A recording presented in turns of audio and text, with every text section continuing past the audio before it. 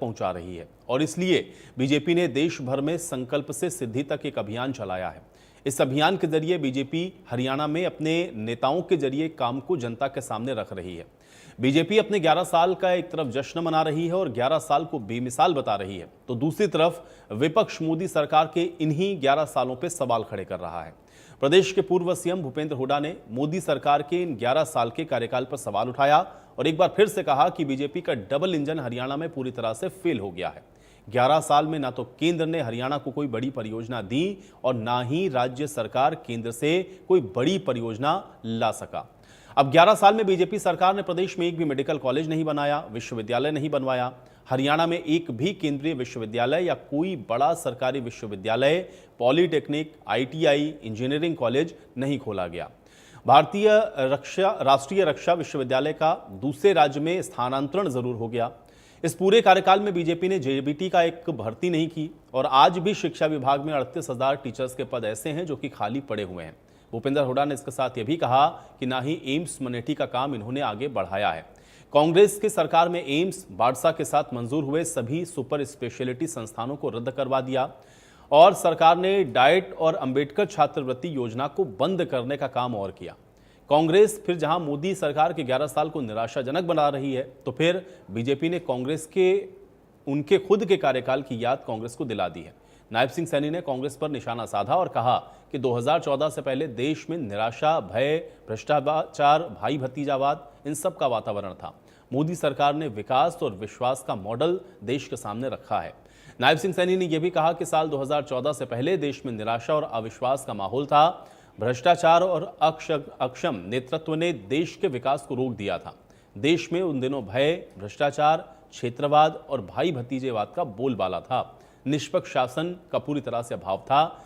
लेकिन पीएम मोदी के नेतृत्व में केंद्र सरकार ने विकास और विश्वास के मॉडल को दिया है और देश ने एक निर्णायक और पारदर्शी सरकार का अनुभव किया है। तो आज बड़ी बहस भी हम इसी मुद्दे पर करेंगे, लेकिन उसके पहले सवाल हैं। सवाल यही है कि मोदी सरकार के इन 11 सालों में आखिर कितना विकास हुआ है और हरियाणा को 11 साल में क्या मिला है। विपक्ष इन 11 सालों पे सवाल क्यों उठा रहा है और आखिर किसकी सरकार में कितना विकास हुआ है, आज बड़ी बहस इसी मुद्दे पर करेंगे।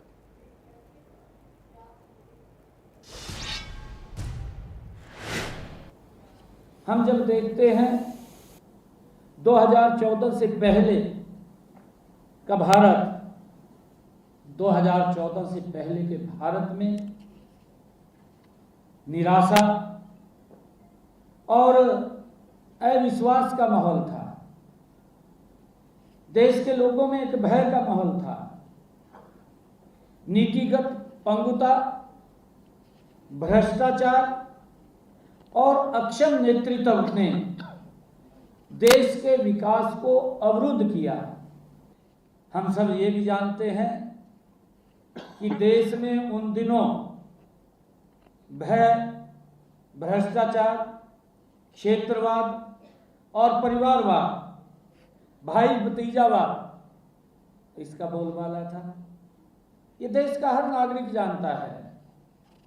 निष्पक्ष शासन का पूरी तरह अभाव था, इस बारे में भी हम सब जानते हैं। हमने ये भी देखा है मोदी जी के नेतृत्व में देश ने एक निर्णायक और पारदर्शी सरकार का अनुभव किया है, ये भी हम सब जानते हैं। योजनाओं का निर्माण और उनका क्रियान्वयन समयबद्ध तरीके से सुनिश्चित किया गया है। मिनिमम गवर्नमेंट, मैक्सिमम गवर्नेंस के सिद्धांत पर चलते हुए प्रक्रियाओं को सरल बनाया गया है और जन भागीदारी को प्रोत्साहित किया गया है। माननीय प्रधानमंत्री जी हरियाणा के विशेष लगाव है। वे 11 वर्षों में 14 बार हरियाणा पधारे हैं। वे 14 बार हरियाणा पधारे हैं तो क्या क्या करके गए हरियाणा में, ये मैं बताऊंगा आपको। और हर बार उन्होंने हरियाणा को बड़ी बड़ी परियोजना दी, उन्होंने कहा। और किस किस का दिया? एक तो 800 मेगावाट का सुपर थर्मल जो है यमुनानगर में, 11 साल डिले कर दिया उन्होंने। 11 साल पहले बनना शुरू होना चाहिए था, अब कर रहे हैं। इसी प्रकार कांग्रेस ने 2 लाख से ज्यादा सरकारी नौकरी दी, सार्वजनिक निवेश से रिकॉर्ड रोजगार सर्जन किया, ठेकेदारी प्रथा खत्म करने के लिए नीति बनाई, विदेशी कंपनी हरियाणा में आई, नौकरियां बढ़ी, हर साल फौज में 5,500 पक्की भर्ती होती थी हमारे यहाँ। बीजेपी के समय में क्या हुआ? 13 पेपर लीक, HSSC की घोटाले, हर भर्ती में गैर हरियाणियों को प्राथमिकता दी। कोई शिक्षा में 1 लाख से अधिक नौकरियां, 25,000 JBT, 25,000 TGT PGT, school staff 50,000 university institute staff आदि में दी। 1 लाख नौकरी हमने एजुकेशन उसमें दी। इन्होंने एक भी केंद्रीय विश्वविद्यालय नहीं खोला। सरकारी विश्वविद्यालय, पॉलिटेक्निक, IIT, इंजीनियरिंग कॉलेज कोई नहीं खोला इन्होंने 11 साल। भारतीय राष्ट्रीय रक्षा जो था, डिफेंस यूनिवर्सिटी जो थी गुड़गांव में, जो प्रधानमंत्री सेना था, वो दूसरी स्टेट में शिफ्ट कर गए, यानी बनवा पाया। 5,000 स्कूल बंद किए। तो 11 साल पे सियासी वार पलटवार चल रहा है और अब इस पर कौन क्या कह रहा है, एक बार ग्राफिक के जरिए भी इसको समझ लीजिए। नायब सिंह सैनी ने कहा कि पहले भय, भ्रष्टाचार, भाई भतीजावाद यानी कि UPA सरकार का उन्होंने जिक्र किया और कहा कि उस समय ये सब अपने चरम पर थे और मोदी सरकार ने विकास और विश्वास का मॉडल देश के सामने रखा है। इस बात को नायब सिंह सैनी ने 11 साल की उपलब्धियों को बताते हुए कहा। पहले निराशा और अविश्वास का माहौल देश के अंदर था, इस बात को भी नायब सिंह सैनी ने कहा। भ्रष्टाचार और अक्षम नेतृत्व ने विकास को रोक रखा था। नायब सिंह सैनी की ओर से यह भी बड़ी बात कही गई। इसके बाद उन्होंने ये भी कहा कि पहले निष्पक्ष शासन का पूरी तरह से अभाव था। तो ये नायब सिंह सैनी ने 11 साल को लेकर के अपनी बातों को रखा। अब भूपेंद्र हुड्डा ने क्या कहा? भूपेंद्र हुड्डा ने कहा कि बीजेपी का जो डबल इंजन है वो हरियाणा में तो फेल हो गया है 11 साल में, क्योंकि हरियाणा को तो कुछ भी नहीं मिला और केंद्र ने प्रदेश को कोई परियोजना नहीं दी। इस बात को भूपेंद्र हुड्डा ने कहा है। उन्होंने ये भी कहा कि ना तो केंद्र ने कोई बड़ी परियोजना दी और ना ही राज्य सरकार कोई बड़ी परियोजना केंद्र से हरियाणा के लिए ले पाए। प्रदेश में कोई मेडिकल कॉलेज या यूनिवर्सिटी नया नहीं बना, एक भी केंद्रीय विश्वविद्यालय प्रदेश के अंदर नहीं खुला और कोई बड़ा सरकारी विश्वविद्यालय भी प्रदेश में नहीं खोला गया, ये भी उन्होंने कहा। साथ में ये भी कहा कि पॉलिटेक्निक, ITI, इंजीनियरिंग कॉलेज भी प्रदेश में नहीं खुले इन 11 सालों में। बीजेपी ने JBT की एक भी भर्ती नहीं की, इस पर भी उन्होंने प्रश्न खड़ा किया और ये बताया उन्होंने कि किस तरह से शिक्षा विभाग के अंदर टीचर्स के 38,000 पद अभी भी हैं जो कि खाली पड़े हुए हैं।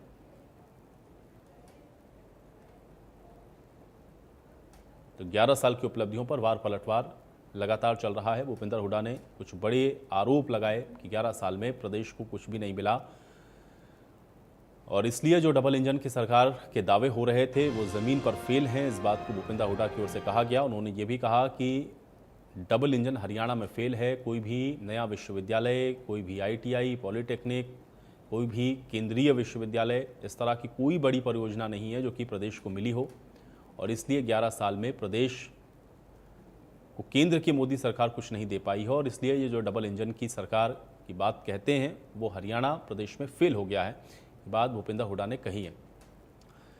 तो 11 साल एक तरफ उपलब्धियों के साल, भारतीय जनता पार्टी इसको मना रही है संकल्प से सिद्धि तक। ये कार्यक्रम भारतीय जनता पार्टी चला रही है जिसमें नेताओं की, मंत्रियों की, इन सब की ड्यूटी लगाई गई हैं जो कि केंद्र की 11 साल की उपलब्धियों को जनता के सामने रख रहे हैं। तो दूसरी तरफ विपक्ष इन्हीं 11 सालों को विफल बता रहा है और उसका ये कहना है कि इन 11 सालों में हर मोर्चे पर मोदी सरकार फेल हुई है और इसलिए ये उपलब्धि नहीं, और ख़ासतौर से हरियाणा के लिए ये भी कहा गया कि हरियाणा को इन 11 सालों में कुछ भी हासिल नहीं हुआ है। तो ये बड़े आरोप प्रत्यारोप हैं। भूपेंद्र हुड्डा ने हालांकि पहले भी 11 साल पूरे होने पर जब संकल्प से सिद्धि अभियान की शुरुआत हुई थी उस वक्त भी प्रश्न खड़े किए थे। फिर से उन्होंने उन प्रश्नों को दोहराया और इस बार कुछ बातें और उन्होंने इसमें ऐड की जिसमें वो हरियाणा प्रदेश को लेकर के भी कई सारी बातों को कहते हुए नजर आए हैं। तो 11 साल किस तरह के रहे हैं मोदी सरकार के और क्या 11 सालों में वाकई में हरियाणा को कुछ नहीं मिला? क्योंकि जो बात भूपेंद्र हुड्डा कह रहे हैं वो बेहद गंभीर है। और इन 11 सालों में उनके जो आरोप हैं हरियाणा को लेकर के, उसको कैसे देखा जाए और उस पर क्या पक्ष है सरकार का। क्या वाकई में कोई बड़ी परियोजना नहीं आई? क्या वाकई में कोई विश्वविद्यालय नहीं खुला? क्या वाकई में कोई मेडिकल कॉलेज नहीं बना? जेबीटी का भी मुद्दा उन्होंने उठाया कि सरकार ने जेबीटी के तहत एक भी भर्ती नहीं करी और 38,000 से ज़्यादा पद उन्होंने बताया कि खाली पड़े हुए हैं प्रदेश के अंदर। तो इसलिए ये विफल सरकार है, डबल इंजन फेल हो गया है हरियाणा के परिप्रेक्ष्य में, और इन 10 सालों में कोई भी बड़ी उपलब्धि नहीं है। इस बात को कहा गया भूपेंद्र हुड्डा की ओर से। तो विपक्ष इन 11 सालों को विफलता के 11 साल बता रहा है, जबकि उपलब्धियों के 11 साल बताते हुए संकल्प से सिद्धि तक ये अभियान भारतीय जनता पार्टी चला रही है। लेकिन हरियाणा के परिप्रेक्ष्य में जो सवाल उठाए गए हैं आज उस पर चर्चा करते हैं। सभी मेहमान हैं मेरे साथ, पहले उनका परिचय करवाते हैं। विदु रावल जी हमारे साथ हैं, भारतीय जनता पार्टी के प्रवक्ता हैं। विदु रावल जी स्वागत है आपका। ललित अरोड़ा जी हमारे साथ, कांग्रेस पार्टी के प्रवक्ता हैं। ललित अरोड़ा जी आपका भी स्वागत है। अमनदीप केसरी जी हमारे साथ, इंडियन नेशनल लोकदल के प्रवक्ता हैं। अमनदीप केसरी जी आपका स्वागत। और केसी मलकानिया जी हैं हमारे साथ, वरिष्ठ पत्रकार हैं। केसी मलकानिया जी आपका भी स्वागत है। विदु रावल जी आपसे शुरुआत करूंगा, क्योंकि भूपेंद्र हुड्डा ने आज फिर से प्रश्न उठाया और 11 साल जो संकल्प से सिद्धि आप लोग बता रहे हैं, उनका ये कहना है कि डबल इंजन हरियाणा के परिप्रेक्ष्य में तो फेल है। कोई आपने सेंट्रल यूनिवर्सिटी नहीं खोली, कोई मेडिकल कॉलेज नहीं खोला, कोई ITI नहीं खोला, कोई पॉलिटेक्निक नहीं खोला, जेबीटी की भर्ती आपने नहीं करी, इसलिए ये डबल इंजन फेल है। हरियाणा को कुछ मिला नहीं, कोई बड़ी परियोजना इन 11 सालों में हरियाणा को नहीं मिली है। कैसे इसको आप देखते हैं? आयुष जी, आपको नमस्कार और आपके माध्यम से इंडिया न्यूज देख रहे सभी दर्शकों को और जो हमारे साथी पैनलिस्ट हैं उनको भी नमस्ते। मैं उम्मीद कर रहा हूँ मेरी आवाज ठीक ठाक आ रही है आपके पास। देखिए, भूपेंद्र हुड्डा जी पूर्व में मुख्यमंत्री रहे हैं। हरियाणा के माननीय मुख्यमंत्री को, जो पूर्व में मुख्यमंत्री रह चुके हैं, आज भी उनको एक बड़े नेता के तौर पर हरियाणा में देखा जाता है। उन्हें विचार करना चाहिए कि इस प्रकार के झूठ जो है, क्या हरियाणा की जनता उनसे सुन सकती है? क्या इन झूठों का मैं इस डिबेट के अंदर जो पर्दाफाश करूंगा, इसके बाद इन झूठ बोलने से उनको लाभ होगा या नुकसान होगा, इसका विचार जो है खुद भूपेंद्र हुड्डा को करना पड़ेगा। उनकी बात पहले कर लें, बाद में मैं उपलब्धियां सारी बताने ही वाला था वैसे भी, लेकिन अगर पहले उन्हीं के सवालों से बात कर लें, तो जब भूपेंद्र सिंह हुड्डा हरियाणा से गए थे, यानी अक्टूबर 2014 में, उस समय हरियाणा के अंदर 1 मेडिकल यूनिवर्सिटीज थी, आज 2 है। 6 मेडिकल कॉलेज, जिसमें से 4 चलते थे, 2 जो है लगभग चलने की स्थिति में हो गए थे, हम 6 मान लेते हैं। 6 मेडिकल कॉलेजेस उनके समय थे। आज वो कहते हैं 1 भी नहीं खोला। हम 22 के 22 जिलों में खोलने की कगार पर है और 15 मेडिकल कॉलेज जो है हम खोल चुके हैं। देखिए किस प्रकार से झूठ के पांव नहीं होते। भूपेंद्र हुड्डा को समझना पड़ेगा।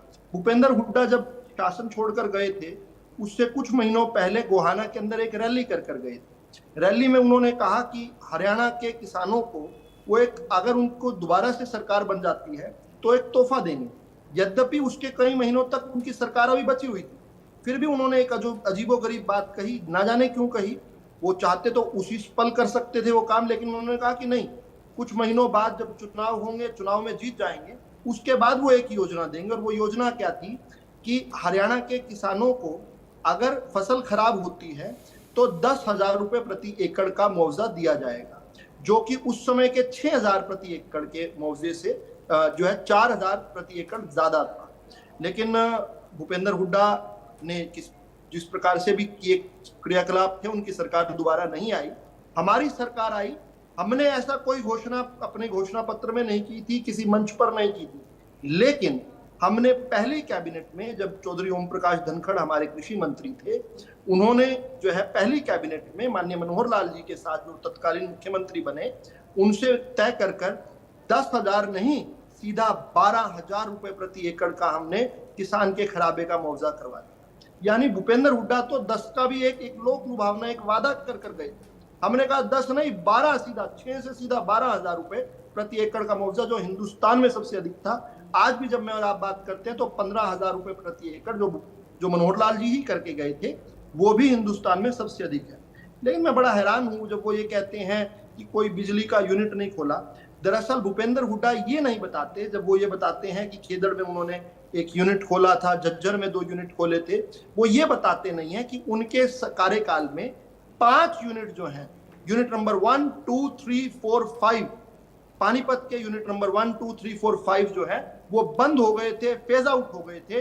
और ये एक आवश्यकता रहती है, जो 25 साल का पीपीए होता है उसके हिसाब से वो कार्यकाल था, वो कालखंड था। लेकिन अब पीपीए की आवश्यकता ना होने के बावजूद भी हरियाणा के अंदर अभी पिछले दिनों जब 13 अप्रैल को माननीय प्रधानमंत्री जब हरियाणा के अंदर आए तो यमुनानगर के अंदर एक 800 मेगावाट का अल्ट्रा सुपर क्रिटिकल यूनिट जो है वो उन्होंने वहां पर शुरू किया। इसी प्रकार से खेदड़ वाला जो यूनिट था वहां पर भी जो है उसकी भी एक एक्सटेंशन की। हरियाणा को पहला अगर हवाई अड्डा मिला तो मोदी जी के शासन में मिला। ये लोग केवल बातें करते थे, ये देने की हिम्मत नहीं थी इनकी। किस प्रकार से इनके समय तो ऐसी स्थिति आ गई थी, आप याद कीजिए 2005 में शायद 5 या 6 की बात है, जब मारुति के अंदर स्ट्राइक हुई थी मानेसर के अंदर, और किस प्रकार से हत्या हुई थी वहां पर एक, और लाठीचार्ज हुआ था, और किस प्रकार की अराजकता हो चुकी थी। मारुति ने लगभग तय कर लिया था कि हरियाणा से जाना है, और बाद में आकर 2012 में भी इसी प्रकार की स्ट्राइक्स हुई थी। कहां तो मारुति, या और जिसको हम सुजुकी, मारुति सुजुकी कहें, कहां तो उसका मन बन गया था कि हरियाणा को छोड़कर जाना है, और कहां उसने अपने मानेसर से भी बड़ा प्लांट जो है खरखोदा के अंदर जो है मनोहर लाल जी और नायब सिंह सैनी जी की सरकार के दौरान, यानी भाजपा की सरकार के दौरान लगाने का मन किया। किस प्रकार से हरियाणवियों को धूल खाने की आदत हो गई। हरियाणा नंबर की गाड़ियां जो हैं वो बिकने, वो लोग खरीदना पसंद नहीं करते थे। सड़कों का केवल राज्य के अंदर तो जाल बिछाई, आज आयुष जी ऐसी स्थिति आ गई कि हरियाणा का कोई एक भी जिला ऐसा नहीं है जो राष्ट्रीय राजमार्ग से नहीं जुड़ा हुआ। हर जिला 22 के 22 जिले जो हैं राष्ट्रीय राजमार्ग से। बड़ी परियोजना कह रहे हैं भूपेंद्र हुड्डा की, कुछ भी नहीं मिला। ठीक है, ये सारी चीजें आप ये कह रहे हैं, लेकिन क्योंकि हम लोग हरियाणा के परिप्रेक्ष्य में बात कर रहे हैं, कुछ 2-3 बड़ी परियोजनाएं ऐसी जिसको हरियाणा का लाभ मिला हो, क्योंकि इस पर बार-बार वो प्रश्न केवल हरियाणा की बात कर रहा हूं। मैं मोदी जी के 11 साल की उपलब्धियों को डिबेट तो बड़ी, बिल्कुल सही बात है। तो मैं हरियाणा के परिप्रेक्ष्य में मैं जानना चाह रहा हूं, बड़ी परियोजना वो कह रहे हैं ना कि कोई बड़ी ऐसी चीज नहीं है, या कोई ऐसी बड़ी परियोजना आप लेकर के नहीं आए केंद्र से जिसको आप बता सकें। जो 152 डी की जो हाईवे मिला हमें, जो महेंद्रगढ़ से चंडीगढ़ जो है कुछ घंटों में, 6 घंटों के अंदर जो है जो सफर तय हो जाता है, जहां पहले 12.5-13 घंटे लगे थे, ये कब हुए?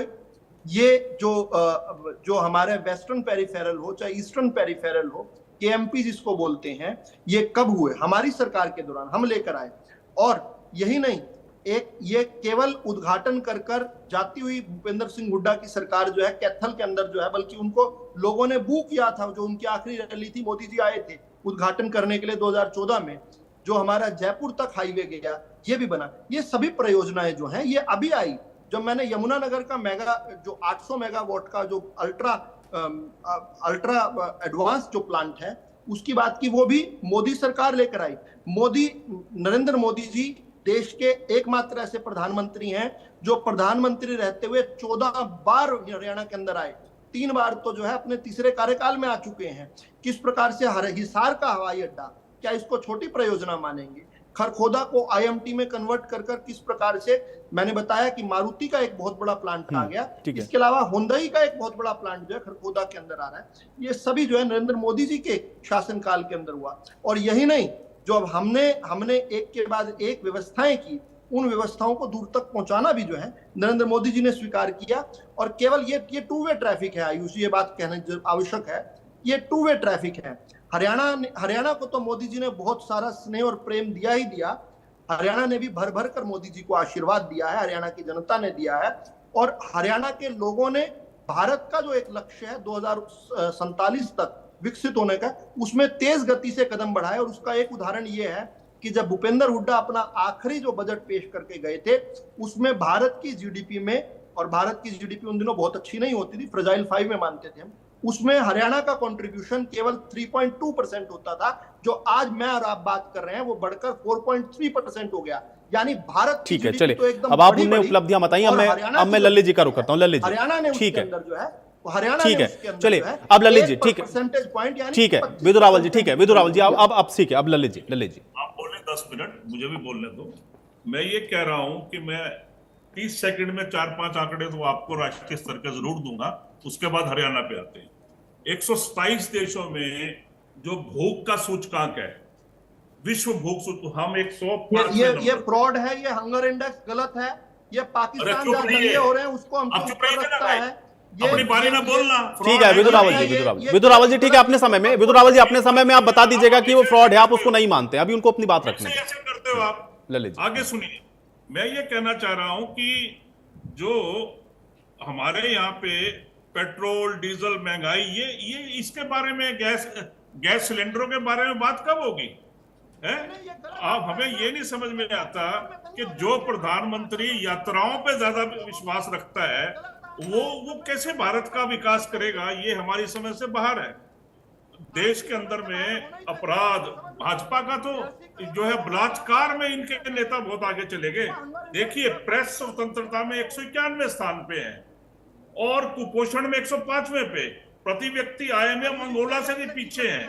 197 देशों में प्रति व्यक्ति आय के हिसाब से 142 पे स्थान है। चलिए खैर ये मैं 2 करोड़ की नौकरी फलाना इसके बारे में भी बात नहीं कर रहा हूं। सवाल ये आ गया कि ये कहते हैं 15 मेडिकल कॉलेज हमने खोल दिए, 6 हमारे थे, 21 खुल गए हैं। पता नहीं, विवरण नहीं बताते, कितना पैसा लगा ये नहीं बताते। अब इनके टाइम में 11 साल में रामपाल का और जाट आरक्षण का और संत राम रहीम का मामला था, हरियाणा का थोड़ा नुकसान हुआ है। इनके शासनकाल में 34 घोटाले हुए हैं। मैं as brief as I will try to. FPO का घोटाला है, सहकारिता का घोटाला है, जहरीली शराब का है, नॉर्मल सीएजी आबकारी है, एचएससी भर्ती मामला है, एचपीएससी का है, पेपर लीक है, कैश फॉर जॉब है, डॉडम खनन माला है, यमुना खनन, ग्वाल पहाड़ी, प्रॉपर्टी आईडी, धान घोटाला, चावल घोटाला, बाजरा खरीद घोटाला, राशन घोटाला, सफाई फंड घोटाला, रोडवेज का किलोमीटर स्कीम में खा गए, एचटीईटी, छात्रवृत्ति घोटाला, फसल बीमा योजना घोटाला, बिजली मीटर खरीद घोटाला, मेडिकल सामान खरीद घोटाला, शुगर मिल घोटाला, अमृत योजना घोटाला, सड़क निर्माण घोटाला, स्टेडियम निर्माण घोटाला। मैं तो एक बात इनसे ये जानना चाहता हूँ, इतने घोटालों में आपने कितने लोगों को पकड़ा है, कितने लोगों को सजा हुई है, और ये क्या विकास के परिचायक हैं? आपके 35 घोटाले तो मैंने यहाँ बता दिए। आप ये बात करते हो गुड़गावा या दक्षिणी हरियाणा में आज तक 11 सालों में आप पीने का पानी दे सके हो? आज कितनी किल्लत है वहां पे, इस बारे में बात कीजिए। उसके अलावा मैं ये कह रहा हूं बीपीएल का कितना बड़ा फ्रॉड है। पहले तो इन्होंने बीपीएल सेल्फ डिक्लेरेशन पे कर दिया, उसके बाद जब इनको पता लगा ये तो मामला बिगड़ गया। देखिए मैं आपको बताता हूं, जनवरी 2022 में 27 लाख और जनवरी 2023 में 31.59 लाख बीपीएल कार्ड धारक थे। यानी अगर हम 22 को मान लें 27 लाख थे तो 31/12/24 तक इनके पास 52,916 हो गए बीपीएल कार्ड धारक। 20,41,916 लोग बढ़ गए बीपीएल में। तो अगर 1,000 रुपए प्रति व्यक्ति पे लाभ मिला हो तो जहां 4 का यूनिट है तो 1,000 रुपए पर परिवार को, पर फैमिली को अगर कुछ बेनिफिट मिला हो तो आप अंदाजा लगा लीजिए कि 52 लाख जो 20,41,000 परिवार हैं उनको कितना पैसा इन्होंने एक्सचेकर के हिसाब से दिया। और आपको पता है कि वहां पे 2 लीटर सरसों का तेल मिलता है 40 रुपए प्रति वहां पे लीटर के हिसाब से, 13.5 रुपए किलो चीनी मिलती है, 500 रुपए में सिलेंडर मिलता है, 5 लाख का बीमा है और 100 गज का प्लॉट है। अब यही बता दीजिए 100 गज के कितने प्लॉट आपने दे दिए। आज देश के अंदर में पोर्टल खेलते रहे आप। अब हमें ये बता दीजिए हरियाणा के अंदर में नारकोटिक्स की समस्या कितनी है, बेरोजगारी की समस्या कितनी, यही तो सूचकांक है मेन। और कौन से सूचकांक है? विकास के सूचकांक तो यही है ना कि आपके यहाँ पे आम गृहणियां कितनी सुगमता से अपना घर चला रही हैं, विद्यार्थियों पे आपने क्या किया, बेरोजगारी पे कैसे लगाया, महंगाई पे, क्राइम्स पे। एक दिन में पिछले महीने 14 मर्डर हो रहे हैं, हर शहर में लूट डकैती एक्सटॉर्शन के केसेस हो रहे हैं। तो आप उन पे अंकुश लगाने में विफल रहे हैं। और भूपिंदर हुड्डा का कीर्तन करते रहते हो। भूपिंदर हुड्डा तो चले गए, अब वो 11 साल से आप हो, आगे जब सरकार आएगी जब देखेंगे। आप अपनी बातें नहीं रख पाते हो कि इतना नशा, इतने हिसाब किताब यहाँ खराब है कि महिलाएं सुरक्षित नहीं है, कोई सुरक्षित नहीं है। कर्जा कितना हरियाणा पे? 3,52,000 तो आप खुद मान रहे हो, 3,53,000 करोड़ तो वो है जो बजट में आपने बोला। उसके अलावा बिजली का जो अनपेड है, सब्सिडीज है, स्टेट पब्लिक एंटरप्राइजेज है, 1 लाख करोड़ इनका भी है। आपके पेयजल व्यवस्था पे मेरे को जरूर जवाब दीजिएगा। और गुड़गांव में अभी जो है शराब के ठेके ना बिके, इसके लिए गोलीबारी हुई और आपकी पुलिस कुछ नहीं कर सकी। मैं ये कह रहा हूं कि पुलिस का सबसे पहले तो पुलिस प्रशासन को संभालना होगा आप सिर्फ इसको आलोचना नहीं सुझाव समझें, क्योंकि लोग शांति से जीना चाहते हैं, एक वक्त की रोटी कब खा लेंगे। कानून की व्यवस्था का हाल बुरा है, स्मार्ट सिटीज के नाम पे करोड़ों रुपए ढकार गए। आपके 2 IAS पकड़े गए थे, उनको आपने बिना किसी सजा के जो है रीस्टेट कर दिया। आपके वो तोमर साहब पकड़े गए थे, 3-4 करोड़ रुपया उनके यहां से कैश मिला था, उसमें आपने, ये उनका अकेले का कैश था भाई, वो कहां जाता है, किसके पास जाता है, वो तो आपने नहीं बताया आज तक। तो भाई इन चीजों का जवाब दीजिए, विकास का तो ठीक है। चलिए, आप ये कह रहे हैं कि इन 11 सालों में ये बहुत सारी समस्याएं हैं जिसको ये दूर नहीं कर पाए। अमनदीप जी, कैसे देखते हैं 11 साल? जी आयुष जी, देखिए आपके टीवी चैनल पर लगभग मैं गलत नहीं हूं तो तीसरी बार हम इसी तरह की चर्चा पे जुड़े हुए हैं कि 11 साल के अंदर भारतीय जनता पार्टी की उपलब्धियां हैं या विफलता है। देखिए, इसमें कोई दो राय नहीं है। बार बार हमारा पहले भी यही कहना है कि भारतीय जनता पार्टी काम करने में कम विश्वास और प्रोपगंडा फैलाने में और मसूरी करने में ज्यादा विश्वास रखती है। ऐसे अनेकों उदाहरण हैं। इससे पहले मेरे साथी कांग्रेस के प्रवक्ता ने आपको और सारे बताए, मैं वो नहीं बताऊंगा, मैं उनसे अलग चल के आज हरियाणा के मुद्दे और बताऊंगा। आज हालात हरियाणा प्रदेश में आप देखें कि छात्रों के साथ क्या हो रहा है। छात्र धरने पे बैठे हुए हैं।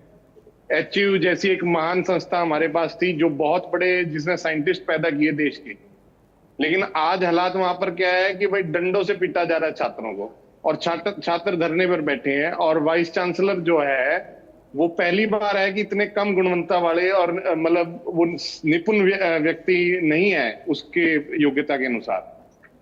तो ये सारे एक कानून व्यवस्था की बात कांग्रेस के प्रवक्ता ने कही, वो तो हर रोज हम आपको बार बार कह रहे हैं। मुख्यमंत्री का एक ही कार्य क्षेत्र है जहां पर वो घर से नारायणगढ़ से आते हैं, वहां पर बुरी हालत है और प्रदेश की सरकार हाथ खड़े कर चुकी है। ये अकेला गुड़गांव के अंदर नहीं, यहाँ पे उत्तर हरियाणा में जहां पर अमन शांति की बात थी, क्राइम कुछ नहीं था, अंबाला, यमुनानगर, पंचकुला के अंदर गैंगस्टर जेलों से चला रहे हैं प्रशासन को।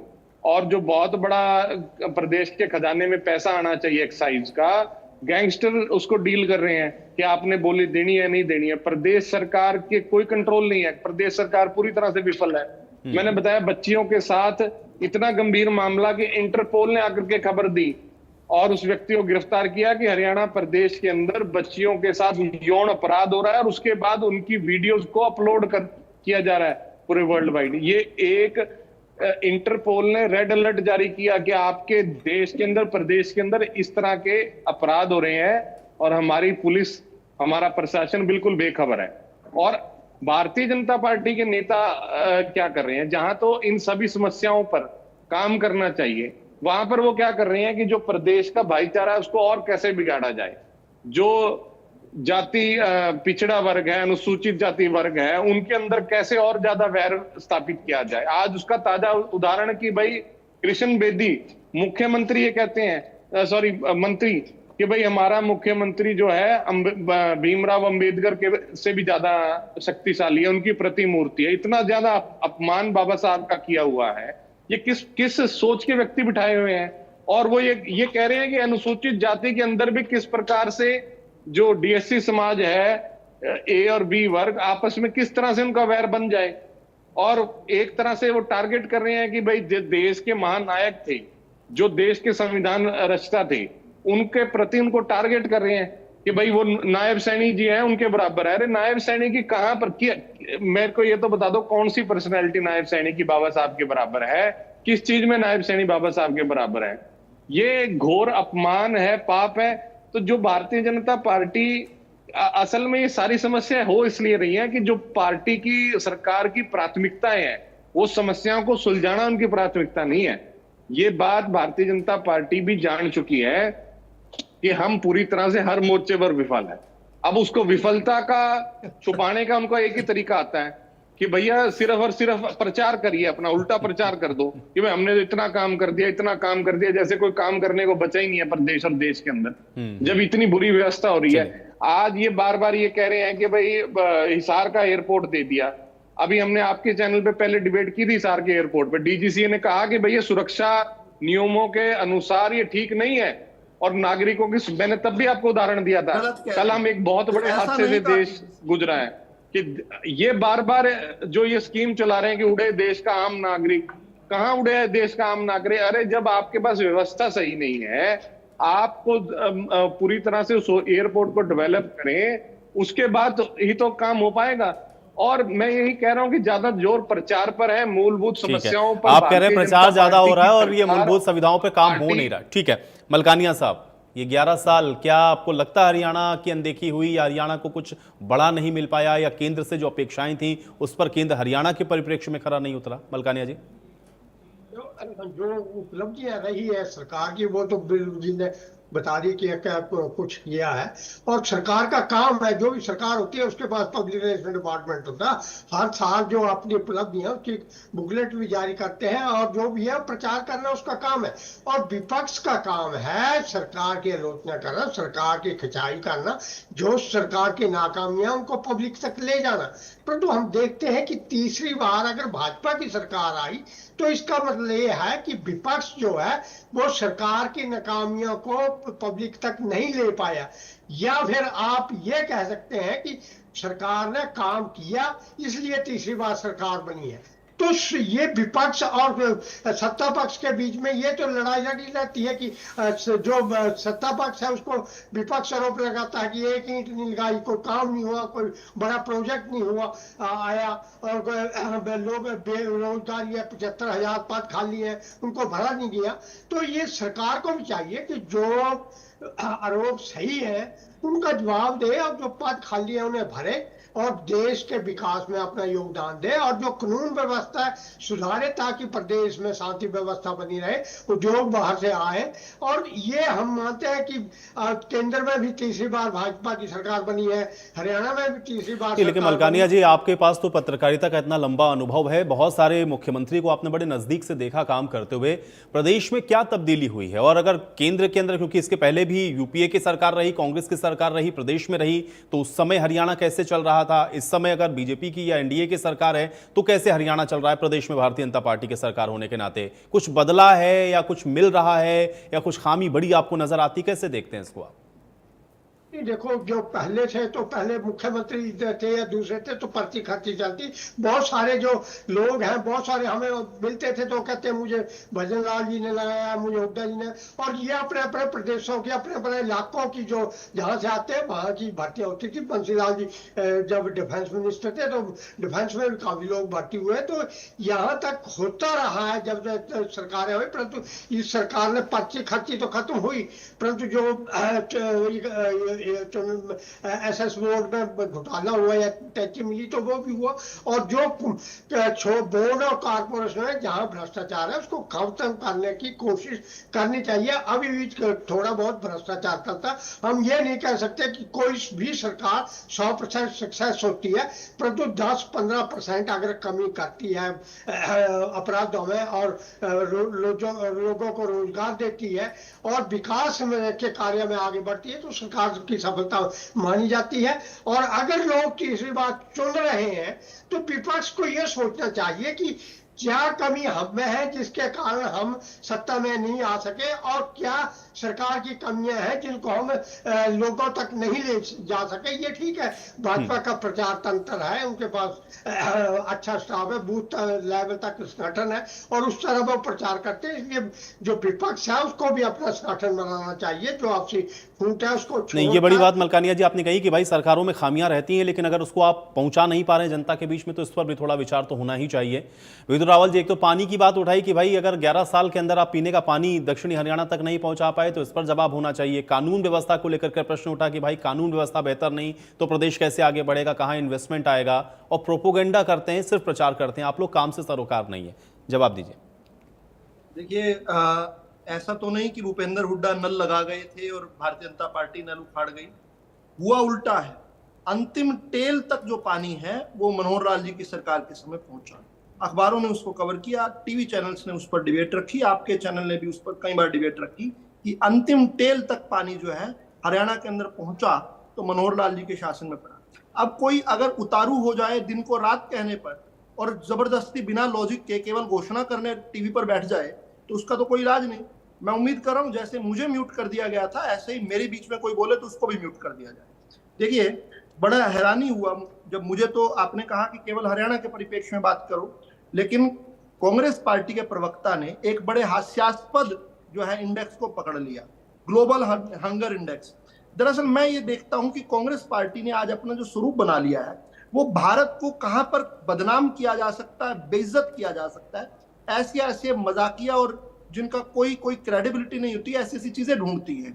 चाहे हमने देखा ऑपरेशन सिंदूर को इन्होंने बदनाम को किस प्रकार कमतर करने का प्रयास किया, वही global index, global hunger index. किसी भी कन्वेंशनल विजडम थोड़ी सी कोई बुद्धि लगा ले, एक बार पढ़ तो ले ग्लोबल हंगर इंडेक्स को। ये थोड़ी कि कांग्रेस ही हो तो वही रट्टा मारते रहोगे। क्या है ग्लोबल हंगर इंडेक्स?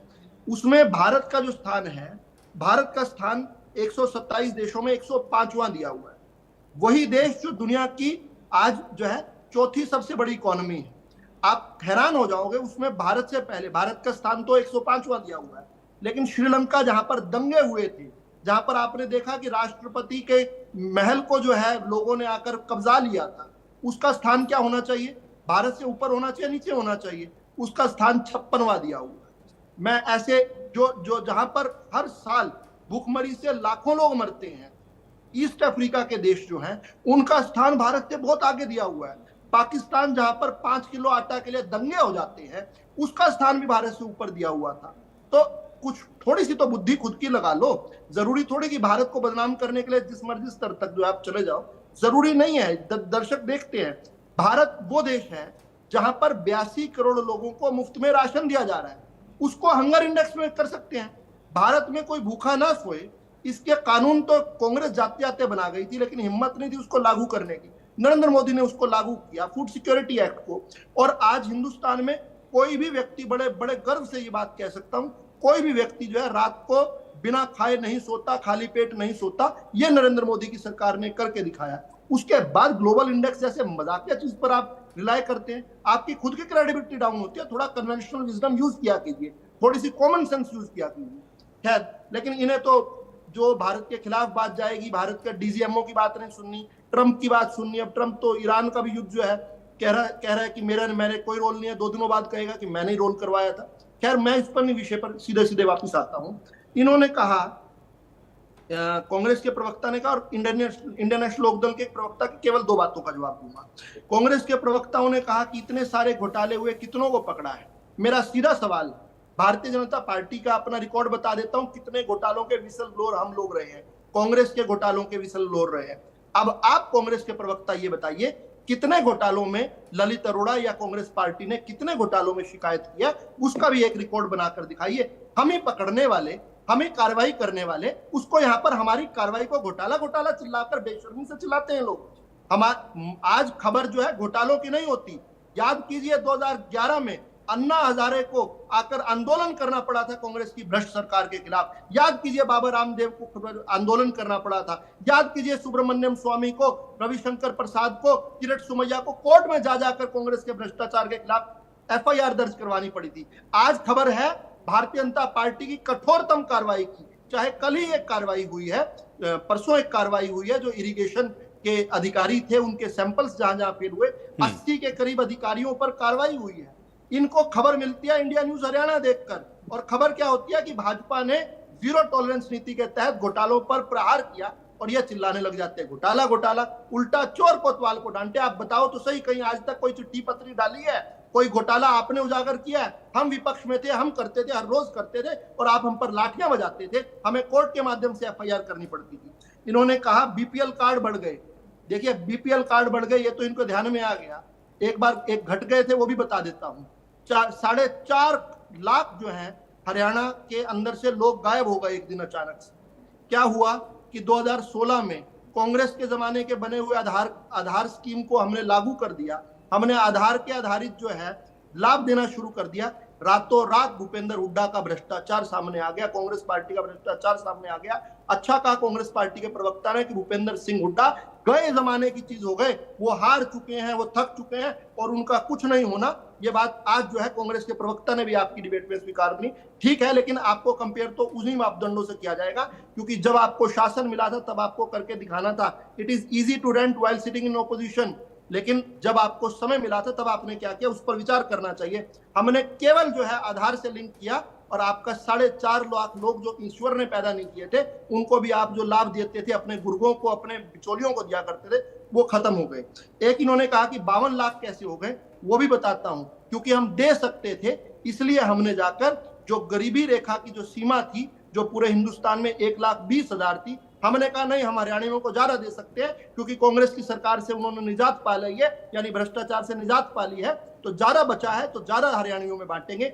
हमने जब उसका रेट बढ़ाया तो किस प्रकार से 1,80,000 तक के परिवारों को शामिल कर लिया। इस कारण से हम जो है ज्यादा दे पा रहे हैं। गरीब नहीं बढ़ा, हमने गरीबी रेखा को ऊंचा कर दिया ताकि ज्यादा से ज्यादा लोगों को लाभ पहुंचा पाए। इन्होंने कहा कि इन्होंने जाट आरक्षण का, दोनों प्रवक्ताओं ने विषय उठाया। अच्छा, जाट आरक्षण में किसकी ऑडियो पकड़ी जा रही थी, कौन दारू सप्लाई कर रहा था? क्या कोई एक भी कांग्रेस पार्टी का नेता, कोई एक भी इंडियन नेशनल लोकदल का नेता उपद्रवियों से, और 3-4 बार हरियाणा को जलाया गया है, कोई किसी एक भी ऐसे घृणित आंदोलन में कोई एक भी कांग्रेस पार्टी के नेता का या इंडियन नेशनल लोकदल के नेता का बयान मुझे दिखा दो जब वो कहता उपद्रवियों से कि उपद्रव मत करो। ये केवल पूरे आंदोलन के दौरान भी घी लेकर चलते रहे, और घी देते तो चल जाते हैं, तो दारू सप्लाई किया करते थे आंदोलनकारियों को, वो स्थिति थी। इंडियन नेशनल लोकदल के नेता, इंडियन नेशनल लोकदल के प्रवक्ता ने गैंगस्टर से कहा कि गैंगस्टर जेल से सरकार चला रहे हैं। अभी मैं दिखा देता हूं, गैंगस्टर तो ओम प्रकाश चौटाला के मंच पर बैठे होते थे मुख्यमंत्री रहते हुए, वही गैंगस्टर जो वांटेड थे, जो पीओ थे, कोर्ट के पीओ, उसी में तत्कालीन मुख्यमंत्री जो है ओम प्रकाश चौटाला बैठे हुए हैं डबवाली की एक रैली में, और वहीं पर उन्हीं के साथ जो है 2 कुर्सियां दूर वांटेड आदमी उनके चौटाला साहब के कसीदे पढ़ रहा है, मंच पर खड़ा होकर उनके भाषण दे रहा है। कहां तो गैंगस्टरों की सरकार होती थी, आज कम से कम आप ये तो मानते हैं कि गैंगस्टर आज जेल के अंदर है।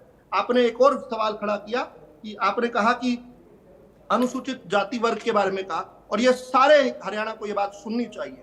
कृष्ण बेदी वो आदमी है जिसने आज जो है पूरे हिंदुस्तान के अंदर इस क्रांति को लेकर आया है। सुप्रीम कोर्ट का पिछले साल आदेश आया था, सुप्रीम कोर्ट ने आदेश किया था कि एससी का वर्गीकरण होना चाहिए, वंचितों को लाभ मिलना चाहिए। कहां पर एक ऐसी व्यवस्था बन गई थी कि असली वंचितों को लाभ नहीं मिल रहा था। सुप्रीम कोर्ट का आदेश, बाबा साहब की टिप्पणी को सही मानते हैं आप? एक बार रुकवा दीजिए, कह दीजिए कृष्ण बेदी ने बहुत ठीक है, अमनदीप जी ठीक है, वो उसी विषय पर आ रहे हैं। एक मिनट, वो ये कह रहे हैं बाबा साहब से क्या कंपेयर करना ठीक बात है, बड़ा महत्वपूर्ण मुद्दा है। डीएससी समाज को, जिस व्यक्ति को यही नहीं पता, इंडियन नेशनल लोकदल के प्रवक्ता को, कि प्रतिमूर्ति होना कंपेयर करना होता है।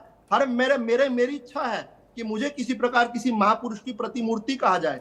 प्रतिमूर्ति मतलब उनका अनुयायी काम करने के बाद कहा जाए, बिना कहे तो अरे भाई करवा लो, तुम यही तो तुम चाहते हो, बिना कहे तुम्हें सब ठीक है,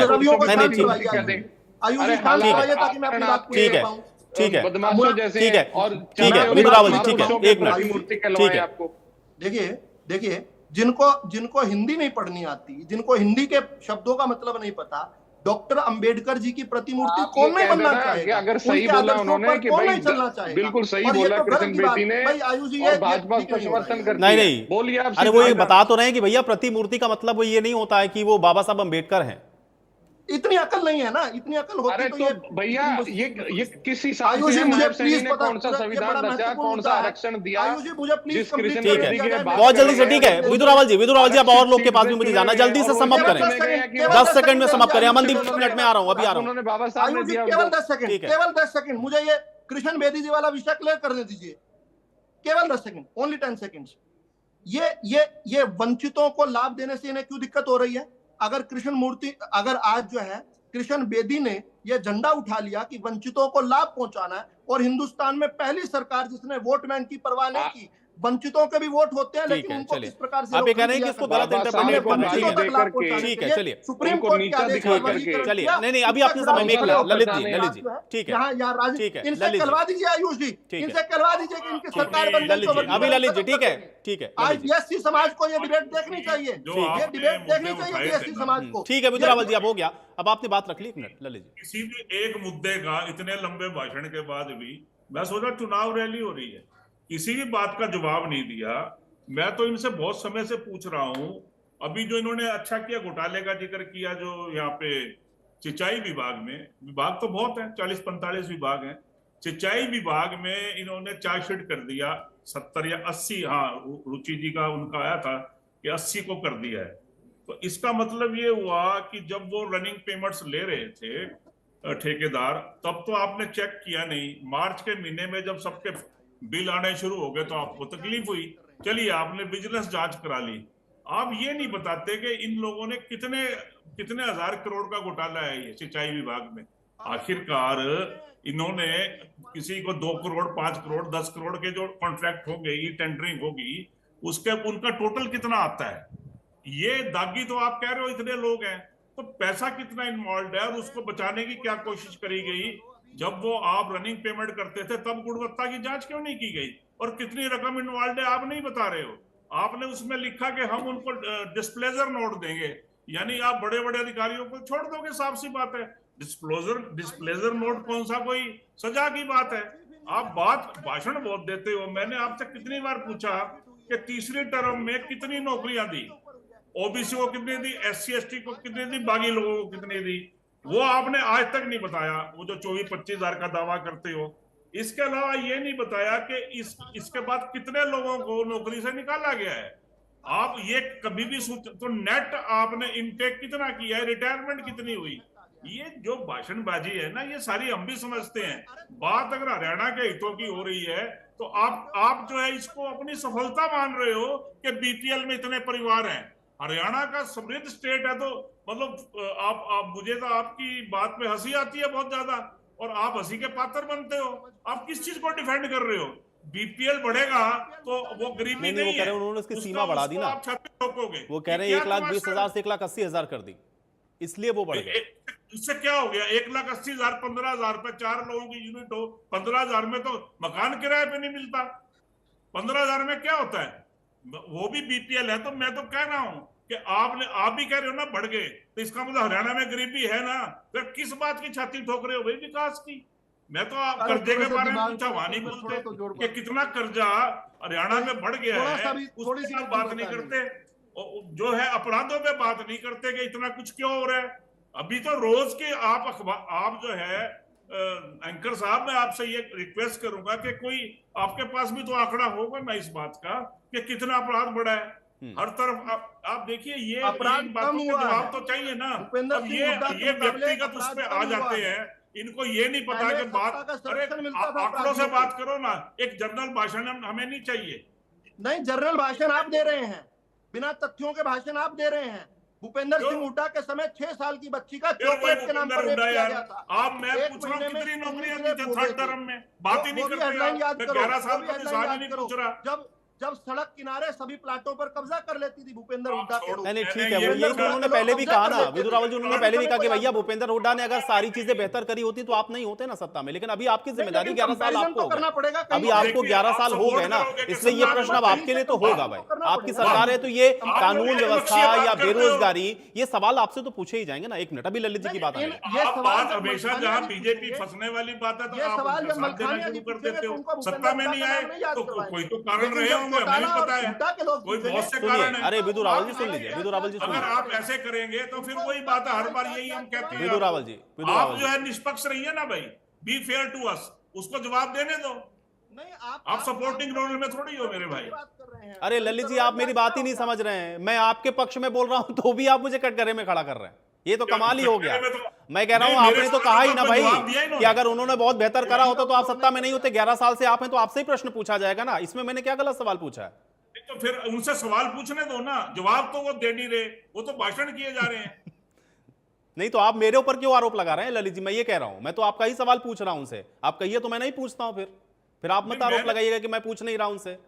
नहीं, मुझे डिविएट ना कीजिए प्लीज, मैं आपसे रिक्वेस्ट कर रहा हूं। आपकी मर्जी है, वैसे आप तो मर्जी करें। मैं जो कह रहा हूं उसको बोलने दीजिए। नहीं, मुझे लगा कि शायद आपका सवाल पूछ लेना चाहिए। ठीक है, अगर आपको उस पर आपत्ति है तो मैं नहीं पूछूंगा। विदु रावल जी, उनको बोलने दीजिए। ललित जी, मैं ये कह रहा हूं कि नौकरी के ऊपर में इन्होंने मुझे ये भी पूछा था अपना ईमेल या मोबाइल नंबर दे दो। मैं यही तो जानना चाह रहा हूं कितनी नौकरियां दी हैं तीसरी टर्म में, पहले वाली छोड़ भी दो, और आप में से कितनों को निकाला है, नेट इनटेक कितना है नहीं बताते। इंजीनियर्स ने जो ये गड़बड़ करी है, जिनको आप चार्जशीट कर रहे हो, ये तीसरी टर्म का ही है ना घोटाला। तो इसमें कितने पैसे इन्वॉल्व नहीं है क्यों नहीं बताते हो?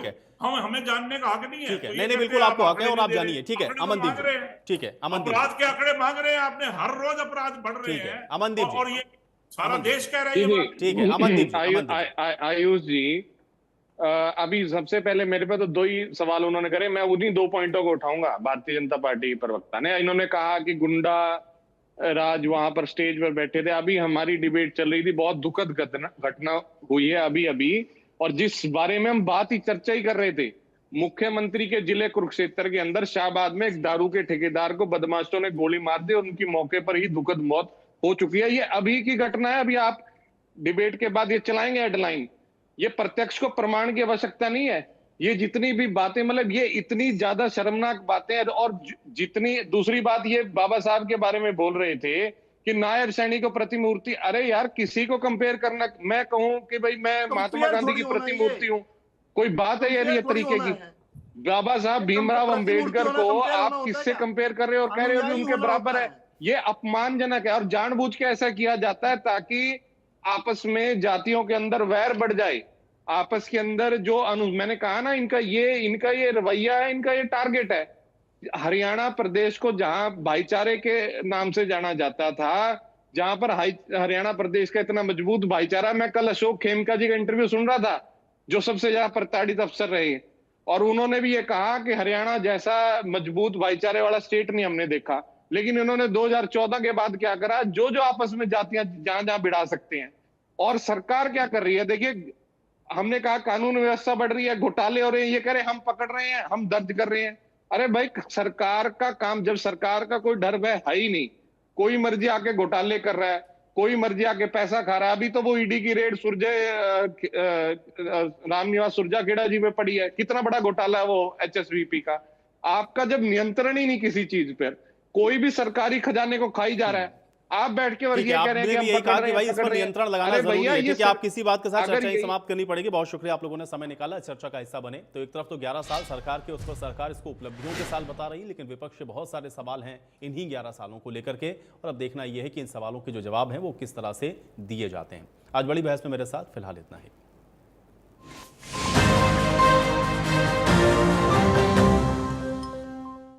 जब 3 साल के अक्षर को अचानक